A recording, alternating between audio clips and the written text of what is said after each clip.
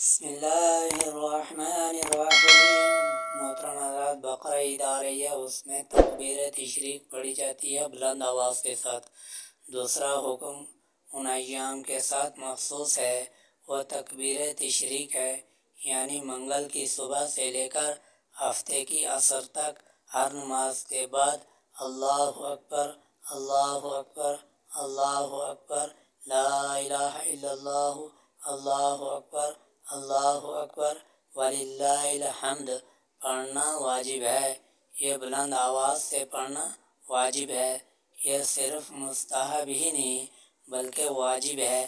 ہر نماز فرض کے بعد یہ تکبیر پڑھنا واجب ہے ہر مسلمان پر۔ مردوں کے لیے تو یہ حکم ہے کہ بلند آواز سے پڑھے، عورتیں آہستہ آواز کے ساتھ پڑھے، لیکن پڑھنا ان کو بھی چاہیے۔ گھروں میں بھی خواتین ہوتی ہے، ان کو بھی پڑھنا چاہیے۔ عام طور سے جو مسجد میں آتے ہیں نماز پڑھنے کے لیے، وہاں تو سب لوگ ہوتے ہیں تو پڑھنا یاد آ جاتا ہے، لیکن اگر آدمی تنہا نماز پڑھ رہا ہو، تکبیر تشریق بھی یہ ایک اہم عبادت ہے۔